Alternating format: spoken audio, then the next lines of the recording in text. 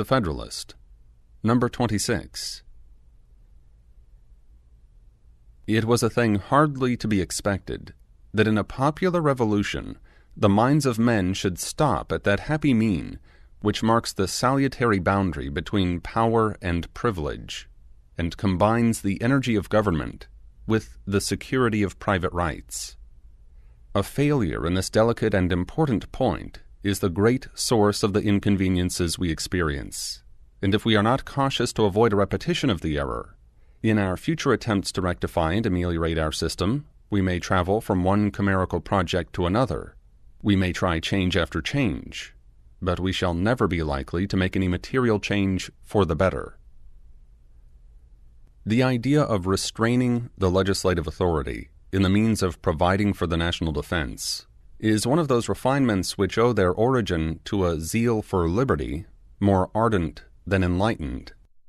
We have seen, however, that it has not had thus far an extensive prevalency, that even in this country, where it made its first appearance, Pennsylvania and North Carolina are the only two states by which it has been in any degree patronized, and that all the others have refused to give it the least countenance, wisely judging that confidence must be placed somewhere, that the necessity of doing it is implied in the very act of delegating power, and that it is better to hazard the abuse of that confidence than to embarrass the government and endanger the public safety by impolitic restrictions on the legislative authority. The opponents of the proposed Constitution combat in this respect the general decision of America, and instead of being taught by experience the propriety of correcting any extremes into which we may have heretofore run,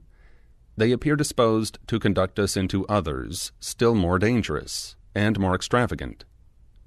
As if the tone of government had been found too high or too rigid, the doctrines they teach are calculated to induce us to depress or to relax it, by expedients which upon other occasions have been condemned or forborne.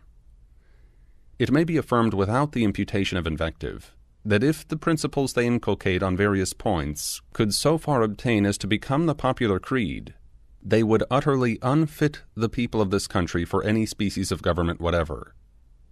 But a danger of this kind is not to be apprehended. The citizens of America have too much discernment to be argued into anarchy, and I am much mistaken if experience has not wrought a deep and solemn conviction in the public mind that greater energy of government is essential to the welfare and prosperity of the community. It may not be amiss in this place concisely to remark the origin and progress of the idea, which aims at the exclusion of military establishments in time of peace. Though in speculative minds it may arise from a contemplation of the nature and tendency of such institutions, fortified by the events that have happened in other ages and countries, yet as a national sentiment, it must be traced to those habits of thinking which we derive from the nation from whom the inhabitants of these states have in general sprung. In England, for a long time after the Norman Conquest, the authority of the monarch was almost unlimited. Inroads were gradually made upon the prerogative in favor of liberty, first by the barons and afterwards by the people, till the greatest part of its most formidable pretensions became extinct. But it was not till the Revolution in 1688, which elevated the Prince of Orange to the throne of Great Britain, that English liberty was completely triumphant. As incident to the undefined power of making war, an acknowledged prerogative of the Crown, Charles II had, by his own authority, kept on foot in time of peace a body of 5,000 regular troops, and this number James II increased to 30,000, who were paid out of his civil list. At the Revolution, to abolish the exercise of so dangerous an authority, it became an article of the Bill of Rights then framed, that the raising or keeping a standing army within the kingdom in time of peace, unless with the consent of Parliament, was against law. In that kingdom, when the pulse of liberty was at its highest pitch, no security against the danger of standing armies was thought requisite, beyond a prohibition of their being raised or kept up by the mere authority of the executive magistrate. The patriots, who effected that memorable revolution, were too temperate, too well informed, to think of any restraint on the legislative discretion. They were aware that a certain number of troops for guards and garrisons were indispensable, that no precise bounds could be set to the national exigencies, that a power equal to every possible contingency must exist somewhere in the government, and that when they referred the exercise of that power to the judgment of the legislature, they had arrived at the ultimate point of precaution which was reconcilable with the safety of the community. From the same source, the people of America may be said to have derived an hereditary impression of danger to liberty from standing armies in time of peace. The circumstances of a revolution quickened the public sensibility on every point connected with the security of popular rights, and in some instances raised the warmth of our zeal beyond the degree which consisted with the due temperature of the body politic. The attempts of two of the states to restrict the authority of the legislature in the article of military establishments are of the number of these instances. The principles which had taught us to be jealous of the power of an hereditary monarch were by an injudicious excess extended to the representatives of the people in their popular assemblies. Even in some of the states where this error was not adopted, we find unnecessary declarations that standing armies ought not to be kept up in time of peace, without the consent of the legislature. I call them unnecessary, because the reason which had introduced a similar provision into the English Bill of Rights is not applicable to any of the state constitutions. The power of raising armies at all, under those constitutions, can by no construction be deemed to reside anywhere else than in the legislatures themselves, and it was superfluous, if not absurd, to declare that a matter should not be done without the consent of a body which alone had the power of doing it.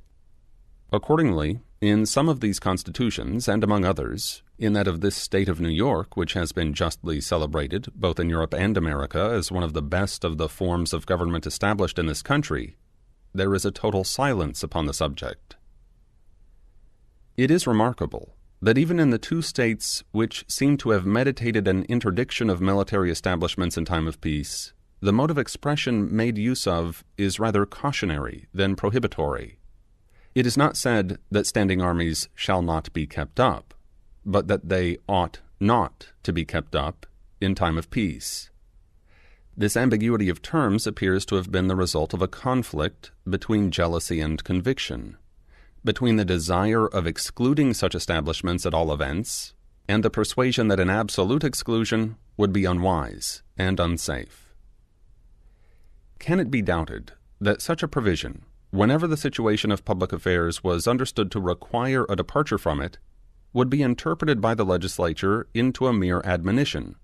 and would be made to yield to the necessities or supposed necessities of the state? Let the fact already mentioned with respect to Pennsylvania decide. What then, it may be asked, is the use of such a provision if it cease to operate the moment there is an inclination to disregard it? Let us examine whether there be any comparison in point of efficacy between the provision alluded to and that which is contained in the new Constitution for restraining the appropriations of money for military purposes to the period of 2 years. The former, by aiming at too much, is calculated to effect nothing. The latter, by steering clear of an imprudent extreme, and by being perfectly compatible with a proper provision for the exigencies of the nation, will have a salutary and powerful operation. The legislature of the United States will be obliged, by this provision, once at least in every 2 years, to deliberate upon the propriety of keeping a military force on foot, to come to a new resolution on the point, and to declare their sense of the matter, by a formal vote in the face of their constituents. They are not at liberty to vest in the executive department permanent funds for the support of an army, if they were even incautious enough to be willing to repose in it so improper a confidence. As the spirit of party, in different degrees, must be expected to infect all political bodies, there will be no doubt persons in the national legislature willing enough to arraign the measures and criminate the views of the majority. The provision for the support of a military force will always be a favorable topic for declamation. As often as the question comes forward, the public attention will be roused and attracted to the subject, by the party in opposition, and if the majority should be really disposed to exceed the proper limits, the community will be warned of the danger, and will have an opportunity of taking measures to guard against it. Independent of parties in the national legislature itself, as often as the period of discussion arrived, the state legislatures, who will always be not only vigilant but suspicious and jealous guardians of the rights of the citizens against encroachments from the federal government, will constantly have their attention awake to the conduct of the national rulers, and will be ready enough, if anything improper appears, to sound the alarm to the people, and not only to be the voice, but if necessary the arm, of their discontent. Schemes to subvert the liberties of a great community require time to mature them for execution. An army, so large as seriously to menace those liberties, could only be formed by progressive augmentations, which would suppose not merely a temporary combination between the legislature and executive, but a continued conspiracy for a series of time. Is it probable that such a combination would exist at all? Is it probable that it would be persevered in, and transmitted along through all the successive variations in a representative body, which biennial elections would naturally produce in both houses? Is it presumable that every man, the instant he took his seat in the National Senate or House of Representatives, would commence a traitor to his constituents and to his country? Can it be supposed that there would not be found one man discerning enough to detect so atrocious a conspiracy, or bold or honest enough to apprise his constituents of their danger? If such presumptions can fairly be made, there ought at once to be an end of all delegated authority. The people should resolve to recall all the powers they have heretofore parted with out of their own hands, and to divide themselves into as many states as there are counties, in order that they may be able to manage their own concerns in person. If such suppositions could even be reasonably made, still the concealment of the design for any duration would be impracticable. It would be announced by the very circumstance of augmenting the army to so great an extent in time of profound peace. What colorable reason could be assigned, in a country so situated, for such vast augmentations of the military force? It is impossible that the people could be long deceived, and the destruction of the project and of the projectors would quickly follow the discovery. It has been said that the provision which limits the appropriation of money for the support of an army to the period of 2 years would be unavailing, because the executive, when once possessed of a force large enough to awe the people into submission, would find resources in that very force sufficient to enable him to dispense with supplies from the acts of the legislature. But the question again recurs, upon what pretense could he be put in possession of a force of that magnitude in time of peace? If we suppose it to have been created in consequence of some domestic insurrection or foreign war, then it becomes a case not within the principles of the objection, for this is leveled against the power of keeping up troops in time of peace. Few persons will be so visionary as seriously to contend that military forces ought not to be raised to quell a rebellion or resist an invasion, and if the defense of the community under such circumstances should make it necessary to have an army so numerous as to hazard its liberty, this is one of those calamities for which there is neither preventative nor cure. It cannot be provided against by any possible form of government. It might even result from a simple league, offensive and defensive, if it should ever be necessary for the Confederates or Allies to form an army for common defense. But it is an evil infinitely less likely to attend us in a united than in a disunited state. Nay, it may be safely asserted that it is an evil altogether unlikely to attend us in the latter situation. It is not easy to conceive a possibility that dangers so formidable can assail the whole Union as to demand a force considerable enough to place our liberties in the least jeopardy, especially if we take into our view the aid to be derived from the militia, which ought always to be counted upon as a valuable and powerful auxiliary. But in a state of disunion, as has been fully shown in another place, the contrary of this supposition would become not only probable, but almost unavoidable. Publius.